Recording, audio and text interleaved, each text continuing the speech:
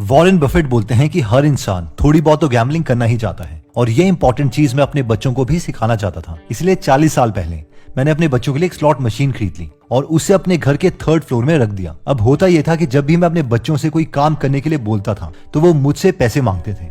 अब जब भी बच्चे मुझसे पैसे मांगते तो मैं उन्हें वो पैसे दे देता और अपना काम करवा लेता। फिर मेरे बच्चे मुझसे पैसे लेके 3rd फ्लोर में जाते और उन पैसों को उन स्लॉट मशीन में डाल के गैम्बल करते और फिर रात को जाके मैं वो पैसे निकाल लेता और अगले दिन दोबारा से उनसे काम करवाता और वो वही पैसे उन्हें दे देता और ये चलता रहता। तो हमें से बहुत से लोगों के मन में ये सवाल तो होगा कि ट्रेडर हो या इन्वेस्टर हो, दोनों ही लोग शेयर्स को खरीदते और बेचते हैं, बस टाइम का ही तो डिफरेंस होता है। एक जल्दी बेच देता है और एक थोड़ा रुक कर। तो जो बेस्ट वे है ट्रेडर और इन्वेस्टर के बीच के कोर डिफरेंस को समझने का, वो ये है कि हम उसके पीछे के पीई को समझें। इसे हम बहुत ही इजी और इंटरेस्टिंग वे में बैंक का एग्जाम्पल लेके समझ सकते हैं। देखिए, अगर बैंक में आज आप 100 रुपए इन्वेस्ट करते हैं और अगर हमें बैंक 10% रेट ऑफ इंटरेस्ट देता है तो एक साल के बाद वो पैसे 110 रुपए हो जाएंगे। अब इस 110 रुपए में से 100 रुपए तो आपके ही थे, यानी आपकी अर्निंग जो हुई वो हुई 110 माइनस 100 इज इक्वल टू 10 रुपए। तो इसी चीज को हम ऐसे भी समझ सकते हैं कि एक साल में 10 रुपए की अर्निंग के लिए हमने 100 रुपए का प्राइस पे किया, यानी इस केस में प्राइस हो गया 100 और अर्निंग हो गई 10। इसका अगर हम पीई रेशियो कैलकुलेट करें तो वो आएगा price divided by earnings which is equal to 100 divided by 10 is equal to 10। अब सवाल ये है कि ये तो पीई 10 आया है, लेकिन इसका मतलब क्या है? इसका मतलब है कि एक साल में 1 रुपया कमाने के लिए हमें 10 रुपए देने पड़ेंगे, यानी एक 10 का नोट हमें 1 रुपए देगा, अगले 10 का नोट हमें 1 रुपए और देगा और एक और 10 का नोट हमें 1 रुपए और देगा एंड सो ऑन। तो 100 रुपए में 10 के 10 नोट हैं और हर एक 10 नोट ने एक साल में हमें 1 रुपया कमा के दिया। अब इस इक्वेशन को हम किसी और तरीके से भी देख सकते हैं। अगर डिनोमिनेटर को हम दूसरी साइड मल्टीप्लाई कर देते हैं तो ये बनेगा price is equal to PE into earnings. अब सबसे मजे की बात यह है कि जब तक बैंक का इंटरेस्ट रेट सेम रहेगा उसका पीई भी सेम रहेगा, लेकिन कंपनी के केस में ऐसा नहीं होता।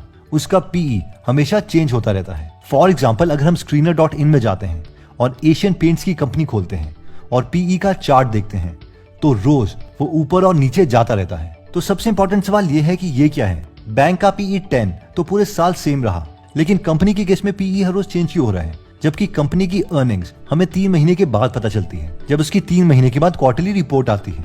तो ऐसा क्यों? तो दोबारा से इस इक्वेशन को देखो। कंपनी का शेयर प्राइस 2 चीजों से बना है। पहला उसकी एक्चुअल अर्निंग्स, यानी कंपनी ने एक्चुअल में कितने पैसे कमाए, और दूसरा पीई यानी सॉर्ट ऑफ पब्लिक का इमोशन क्या था। अब पीई को कई लोग इमोशंस बोलते हैं, कई मिस्टर मार्केट बोलते हैं और कई बोलते हैं कि पब्लिक ऑप्टिमिस्टिक हो रही है या पेसिमिस्टिक हो रही है कंपनी को लेकर। इन शॉर्ट, अगर हम पीई की बात करें तो ये कहीं ना कहीं इमोशंस को रिप्रेजेंट करता है। और बस यही मेन डिफरेंस है एक इन्वेस्टर और एक ट्रेडर के बीच में। एक इन्वेस्टर हमेशा कंपनी की अर्निंग्स पर फोकस कर रहा है कि कंपनी की अर्निंग्स कैसे बढ़ेगी, कंपनी आगे नई नई जगह कैसे एक्सपैंड करेगी, नए नए कस्टमर्स कैसे लाएगी, यानी कि इन्वेस्टर हमेशा बिजनेस पर फोकस करता है। लेकिन एक ट्रेडर को कंपनी की अर्निंग से ज्यादा लेना देना नहीं है। उसका मेन फोकस है कि कंपनी से रिलेटेड न्यूज में क्या चल रहा है, ताकि वो बाकी ट्रेडर्स का इमोशन जान ले, जिससे ये पता चल जाए कि शेयर का प्राइस इंक्रीज होगा या नहीं, और इसके अकॉर्डिंग वो कॉल या पुट ऑप्शंस खरीदे। तो सबसे पहली हमारी लर्निंग ये है कि वैल्यू इन्वेस्टर्स का मेन फोकस अर्निंग पर है, लेकिन एक ट्रेडर का main focus overall market mood पर है या कोई ऐसी न्यूज पर है जिससे प्राइस कम या ज्यादा हो। नेक्स्ट पॉइंट कहता है कि investors also see PE and traders also see earnings. इस पॉइंट का मतलब है कि इन्वेस्टर पीई यानी सॉर्ट ऑफ मार्केट के मूड को भी देखते हैं और ट्रेडर्स कंपनी की अर्निंग्स को भी देखते हैं। अब आप में से बहुत लोग सोच रहे होंगे कि ये क्या है, ये तो पिछले पॉइंट का उल्टा होगा। तो आइए इसे सिंपल भाषा में समझते हैं। दोबारा से हम इस इक्वेशन को देखते हैं कि एक कंपनी के शेयर का प्राइस उसके शेयर की अर्निंग और उसके पीई से मिलकर बनता है। अब लेट्स से कि आप और आपका फ्रेंड दोनों वैल्यू इन्वेस्टर्स हैं और दोनों एक कंपनी को एनालाइज कर रहे हैं जिसका नाम है एबीसी प्राइवेट लिमिटेड। इस कंपनी के एक शेयर की अर्निंग 100 रुपीज है। आप दोनों ने इस कंपनी को एनालाइज किया और इस नतीजे पर पहुंचे कि इस कंपनी की अर्निंग्स 2 साल में बढ़कर डबल हो जाएगी, यानी 100 रुपए पर शेयर से बढ़कर 200 रुपए पर शेयर हो जाएगी। और आप दोनों इस कंपनी के शेयर्स को खरीदने का सोचते हैं। आप इस कंपनी को तब खरीदते हैं जब लोग इसके बारे में नेगेटिव सोच रहे हैं, जिसकी वजह से उसका पीई कम है और वो 10 चल रहा है, और आपका दोस्त थोड़ी लेट कर देता है। उस वक्त इसी कंपनी का पीई 20 हो जाता है। तो आती है बहुत ही इंटरेस्टिंग बात, और वो ये है, आपने और आपके फ्रेंड दोनों ने इस कंपनी की फंडामेंटल एनालिसिस करी और तब कंपनी के शेयर्स खरीदे जब इसकी अर्निंग 100 रुपए थी, लेकिन आपने शेयर तब खरीदे थे जब इसका पीई 10 था, यानी आपका एक शेयर का price 100 into 10 is equal to 1000 rupees था। बट अनफॉर्चुनेटली आपके दोस्त ने कंपनी के शेयर्स तब खरीदे थे जब बाकी लोग कंपनी को लेके एक्साइटेड हो गए थे, जिसकी वजह से उसका पीई 20 का हो गया था। यानी उसने वही shares with same company fundamentals 100 into 20 2000 rupees के खरीदे थे। अब 2 साल के बीच में शेयर्स का प्राइस बढ़ता भी है और कम भी होता है, लेकिन आपको पता है कि कंपनी के फंडामेंटल स्ट्रॉन्ग है, इसलिए आप दोनों उस कंपनी के शेयर्स नहीं बेचते। लेकिन अब 2 साल कंप्लीट हो चुके हैं, कंपनी की अर्निंग पर शेयर 100 रुपए से बढ़कर 200 रुपए हो गई है और पीई 20 ही है। आप दोनों इस सिचुएशन में शेयर बेच देते हैं क्योंकि आप दोनों को लगता है कि इस कंपनी की मैनेजमेंट चेंज हुई है और न्यू मैनेजमेंट पर आपको भरोसा नहीं है, क्योंकि पहले उन लोगों ने बहुत स्कैम्स किए थे। तो आप दोनों हर एक शेयर को 200 into 20 is equal to 4000 rupees के हिसाब से बेच देते हो। अब जरा देखते हैं आप दोनों के रिटर्न्स। आपने हर एक शेयर 1000 रुपए का खरीदा था और वो अब 4000 रुपए का हो चुका है, लेकिन आपके दोस्त ने हर एक शेयर 2000 रुपीज का लिया था और वो भी 4000 रुपीज का है। यानी आपका 4x रिटर्न है जबकि आपके फ्रेंड का 2x रिटर्न। इन शॉर्ट सिर्फ पीई ने आपके रिटर्न्स को आपके दोस्त के कंपैरेटिवली 2 टाइम्स ज्यादा कर दिया। अगर आपके और आपके दोस्त ने इस कंपनी में 10 लाख रुपए इन्वेस्ट किए होते तो वो 40 लाख हो गए होते, लेकिन आपके फ्रेंड के 20 लाख। और यही रीजन है कि एक इन्वेस्टर पूरा फोकस अर्निंग्स पर करता है, लेकिन पीई को अपने फायदे के लिए यूज करता है। यानी पीई कम है तो वो शेयर्स को खरीदना प्रेफर करेगा।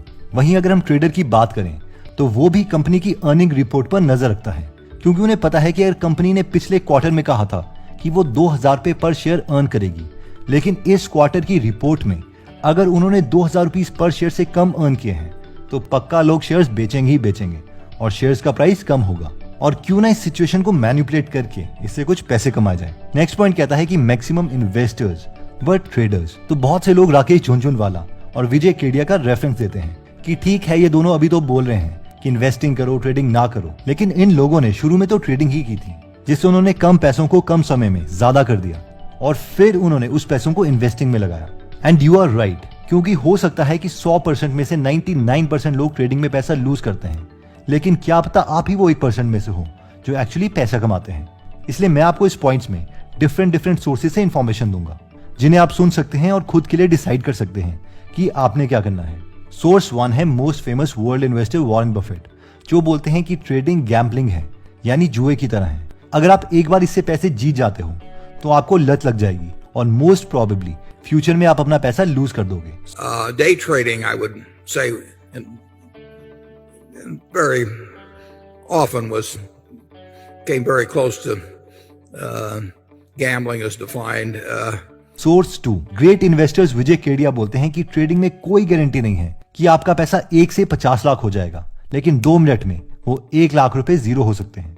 पहला बात तो क्या कि कोई गारंटी नहीं है कि आपका 1,50,00,000 हो जाएगा, ट्रेडिंग करके हो जाएगा जी।